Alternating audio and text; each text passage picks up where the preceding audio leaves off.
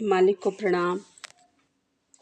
गुरुदेव लिखते हैं कि क्या हम पर्याप्त रूप से साहसी हैं? क्या हम में वह निर्भीकता है? क्या हम कुछ करने की हिम्मत रखते हैं? क्या हम में दूसरों को सिखाने का, अनुशासित करने का नैतिक अधिकार है? यदि आप खुद को अनुशासित करना शुरू कर दें तो आप में से हर एक को दूसरों को अनुशासित करने का नैतिक अधिकार मिल सकता है। ठीक यही बात तो सहज मार्ग सिखाता है कि प्रेम इसी के बारे में है। अनुशासन के आधार के बिना प्रेम का कोई अर्थ नहीं है। यह उसी प्रकार है जैसे सिंगापुर में बने प्लास्टिक के फूल पत्तों को अक्सर हवाई अड्डों पर सजाया जाता है। लगते तो बहुत बिल्कुल असली हैं, लेकिन छूने पर पता चलता है कि ये प्लास्टिक के हैं।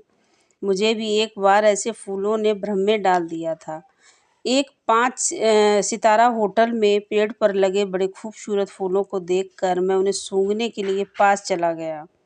किसी ने पीछे से हंसकर कहा, क्या आपको नहीं मालूम कि ये प्लास्टिक के बने हैं? मैंने जवाब दिया कि मैं इन्हें सूंघने बिना जैसे जान सकता हूँ। मैं इन्हें सूंघे बिना कैसे जान सकता हूँ कि ये असली है या नकली?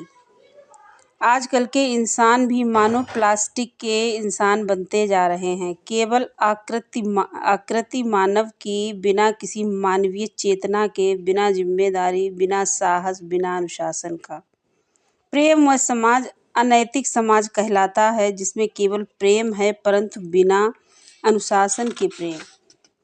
इस प्रकार देखें तो सहज मार्ग बहुत सख्त पद्धति है जो हम में बहुत सी अपेक्षाएं रखती है, लेकिन जब हम खुद को अनुशासित करने का वास्तविक उद्देश्य समझ लेते हैं तो ये अपेक्षाएं नगण्य हो जाती हैं।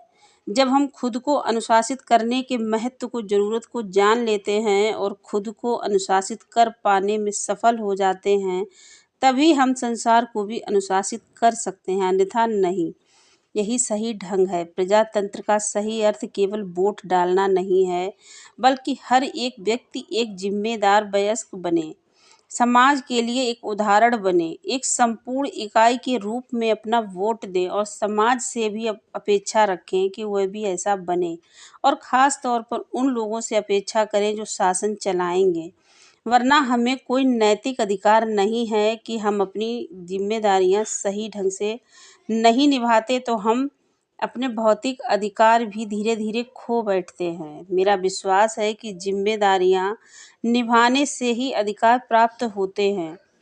होता यह है कि हम अधिकार पहले चाहते हैं और जिम्मेदारियां बाद में।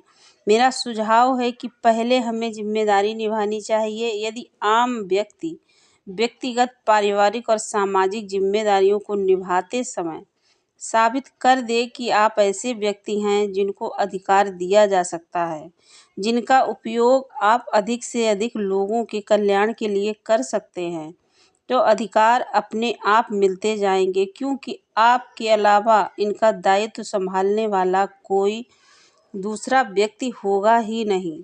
तब ऐसी सरकार बन सकेगी जो बुद्धिमानों द्वारा चलाई जाएगी, बुद्धिमानों की होगी और जन कल्याण हेतु होगी। धन्यवाद।